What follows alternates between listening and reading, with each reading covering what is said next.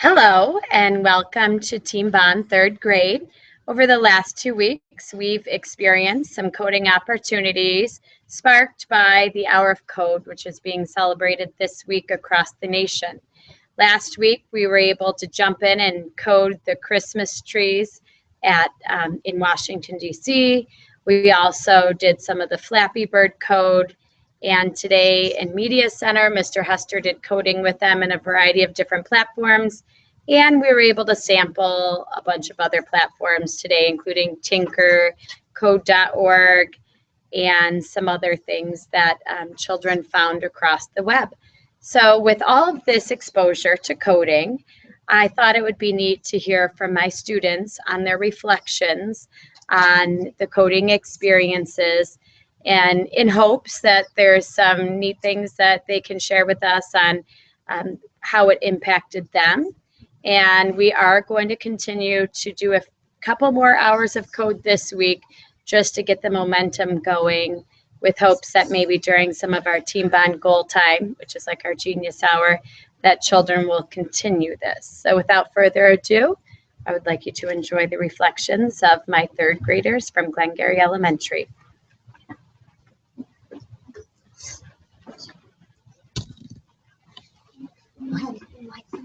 What was your favorite thing?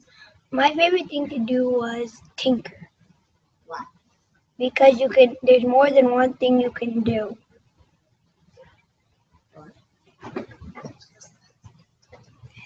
My favorite thing was the Christmas tree, and we got to design our own Christmas tree. My favorite thing was the Christmas tree because I just love designing. My favorite thing was the Christmas tree because it lit up. My favorite thing was Tinker because I played a game on it and my character was a ninja. I like it because you can redesign any game you want. I like the Christmas tree. No, sorry, now. I like the Christmas tree because you can learn to put in two colors and which way they can go.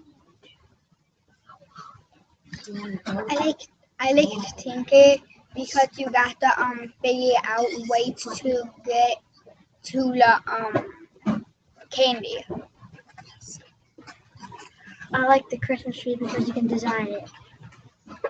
Hello, Flappy Bird. Hi. Be respectful, be appropriate, and tell us what you think about Hour of Code. I love Flappy Bird, and you could flap, do random, and do any other characteristics.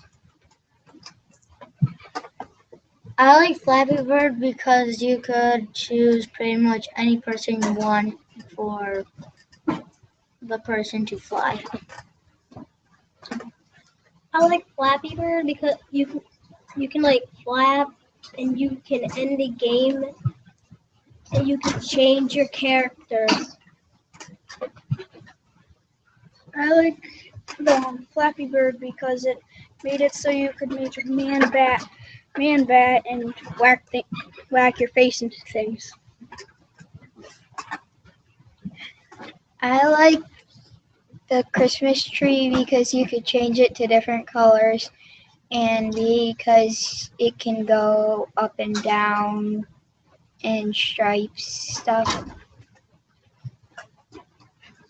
I like Flappy Bird because it allows you, when you're coding it, it allows you to change it. If you put everything random, it's really fun, and you can do a lot of stuff on Flappy Bird coding. I like the Christmas tree because there's tons of designs. I liked Flappy Bird because you have your own customizations. I like the Anna and Elsa one because it's really fun. I like the Christmas tree because you can design it with lots of colors. All right.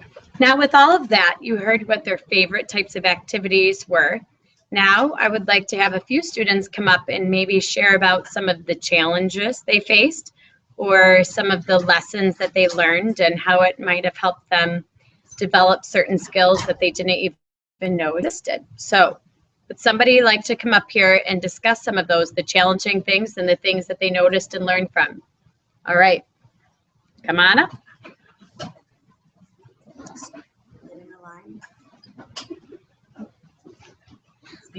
I think the Anna and the Elsa one is challenging because you keep having to put them in the exact spot or you'll fail.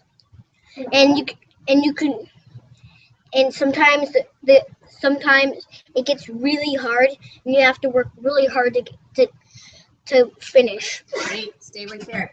When you worked really hard, because you did a lot of lines of code for that one, did you ever feel like quitting? Yes, many times. But what kept you going? I don't know. It was fun, but yet challenging. All right, thanks. The most challenging hard one was for me was the and Elsa one was because it was really hard and you had to get the exact same one. All right. Same thing. The challenging part is in the game I played with my character the ninja, because you had laser guns and you had to shoot these evil guys.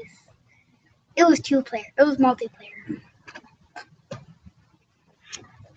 The challenging part for me was Flappy Bird of how you have to flap through the pipes. If you touch the pipes, you die. Most challenging game for me was Flappy Bird because it took me a while to think of how would someone want to play my game and what would they think. So when you were coding, you were actually thinking about the end user, the person that was experiencing it. Mhm. What kinds of things went through your head? Like maybe they would like to see the tubes change into different things All right, and just keep on continuing. all right. Instead of ending it quicker. Yep. Okay, that's good things. I bet coders have to think about that. Next. Flappy Bird because it's hard to get through the tubes. So Now, was it So challenging playing it or coding it? I would say coding it because you want to think about the player and you want to think about what would they like the style to be. So I made it all random. So they would keep playing and they wouldn't get bored of it. Didn't we, because you were part of that group, when we first did it, didn't people have like a very easy one where they made it the easiest game ever to win? Yes. I think I remember that. So the second time you did it, you made it more challenging? Yeah. Okay, so you did develop as you went through. Thank you. I thought Flappy Bird was challenging because the pipe gaps are kind of small. The